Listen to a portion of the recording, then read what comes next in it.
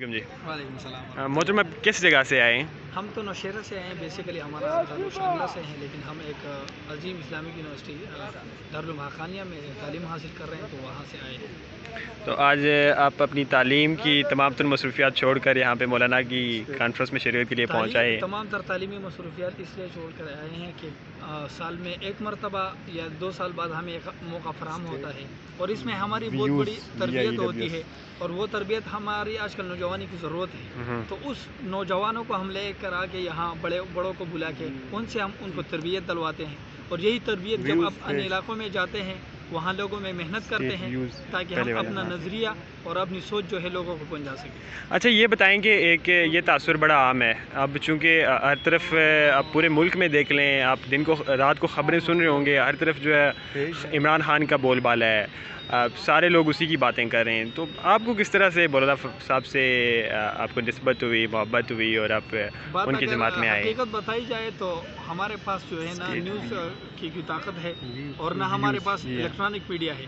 उसकी वजह यह है कि एक तो हम इस वजह से कमज़ोर हैं कि उर्दू हमारे पास जो दुनिया को अगर देखा जाए तो दुनिया पैसे की इस्तेमाल करती है, तो पैसे से बंदा मीडिया वालों के पास भी जा सकता है, मीडिया वाले उनके पास भी आ सकते हैं। अगर तमाम तर दुनिया की ताकतों को देखा जाए तो वो इमरान खान के पीछे खड़ी है, तो ये मीडिया का आना उनके सामने और उनका साथ देना ये कोई इतनी बड़ी बात नहीं है। अच्छा, ये बताएंगे, मीडिया की ताकत तो चले मान लेते हैं उनके साथ खड़ी होगी, लेकिन जो उनके जलसों में जो लोग आते हैं, कल वहाँ मैदान में जलसा हुआ, पूरी तरह से गचागच वो सारी जगह जहाँ पर नजरें पहुँच सकती थी भरी हुई थी, तो इसे आप किस तरह से रिजेक्ट कर सकते हैं?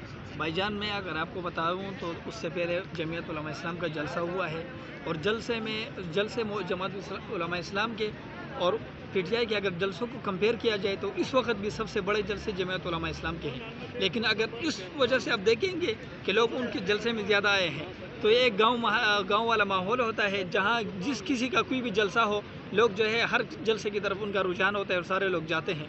लेकिन दरअसल वोट किसका है, वोट बैंक क्या है, ये चीज़ जो है इलेक्शन में पता चलती है। चलें, खैर ये एक अलग बहस है। वो पिछले जो ज़िमनी इंतखाबात यहाँ पंजाब में हुए हैं, उसमें एक वाज़िया बर्तरी और एक वाज़िया निशानियाँ मौजूद हैं कि यहाँ की सियासत किस तरफ जा रही है। लेकिन मैं जानना ये चाहूँगा आपसे, जिस तरह से खान साहब मौलाना को मुख्तलिफ़ अलक़ाबात से नवाज रहे होते हैं, मुख्तलिफ़ जो है वो उन्हें जुमले कस रहे होते हैं उन पर, तो आपके बतौर कारकुन मौलाना के एक परस्तार होने के नाते, चाहने वाले के नाते, आपके जज्बात मजरूह होते हैं? जी बिल्कुल मजबूरी से होते हैं। मैं दरअसल मौलाना साहब का चाहने वाला नहीं, बल्कि जमीयत के नज़रिए को चाहने वाला हूँ। सबसे पहले मुफ्ती महमूद और उससे पहले हमारे शेखुल हिंद जो है, इसकी बुनियाद रखने वाले बानी रुकन जो थे जमीयत उलमा इस्लाम को, उन्होंने एक नज़रिया रखा है। तो मैं मौलाना फजलुर रहमान को इसलिए सपोर्ट करता हूँ और इसलिए उसका चाहने वाला हूँ। वो इस नज़रिए पे पूरा का पूरा उतर रहे और पूरा का पूरा चल रहे। तो मेरी मोहब्बत मौलाना फजलुर रहमान से वो एक नज़रिए की वजह है, और एक नज़रिए के तहत मैं चल रहा हूँ, तो मैं इनका पीछा कर रहा हूँ। हालांकि हम शख्सियत के कायल बिल्कुल भी नहीं है। लेकिन तासुर तो ये है कि मौलाना की जो जदोजहद है, जो नज़रिया, वो महज इक़्तिदार की कुर्सी है, जिस तक वो पहुँचना चाहते हैं। वो अपने कारकुनान को इस्तेमाल करते हैं, यहाँ की सियासत को इस्तेमाल करते हैं, और किसी न किसी तरह हुकूमत का हिस्सा बनना चाह रहे होते हैं। पूरे मुल्क में उनके बारे में ये तासुर बड़ा आम है। आप अगर देख लें तो कहीं मजहबी बिल आता है तब भी लोग कहते हैं फजलुर रहमान किधर है, जब मुल्की मसला आता है तब भी लोग कहते हैं कि फजलुर रहमान किधर है, जब आवामी मफादात का मसला आता है तब लोग कहते हैं फजलुर रहमान किधर है। लेकिन हम सवाल ये आवाम से करते हैं कि फजलुर रहमान का तो आप पूछते हैं, लेकिन जब इलेक्शन का वक्त आता है तब आपको फजलुर रहमान याद नहीं आता। लेकिन दरअसल एक इस मुल्क को इस्लामी कानून के तहत लाना, चूँकि मुल्क ला इलाहा इल्लल्लाह की बुनियाद पर आज़ाद हुआ है, इस्लाम के नाम पे आज़ाद हुआ है, तो इस मुल्क में इक़्तिदार के आने के लिए मौलाना फजलुर रहमान साहब की जद्दोजहद, उलमा की जद्दोजहद करना और इक़्तिदार में आने के बाद हम अपनी आवाज़ जो है दुनिया को पहुंचा सकेंगे। अगर देख लिया जाए तो हमारी सबसे मुअस्सर जगह जो है वो पार्लियामेंट है, तो जब तक हम असम्बली में नहीं आते तो तब तक हमारी दुनिया में आवाज़ नहीं पहुंच सकती। तो इसलिए हमारे लिए सबसे बड़ा प्लेटफार्म ये है कि हम सबसे पहले असम्बली में आए और अपनी आवाज़ को मजबूत बनाए और फिर अपनी आवाज़ को दुनिया तक। अच्छा, ये बताएं, अभी पिछले दिनों आपके एक जमीयत से आपके बड़े सीनियर रुकन जो बुनियादी अरकान में से थे, वो नाराज़ हुए और फिर उन्होंने बयानात दिए, टीवी में इंटरव्यूज़ दिए कि मौलाना जो है वो इसराइल के साथ पूरी तरह से राब्तों में, यहूदियों के साथ पूरी तरह से राब्ते में। तो बतौर कारकुन आप उनकी इस बात पर यकीन करते हैं? ये तो सारी दुनिया को रोज़ की तरह वाज़ेह है।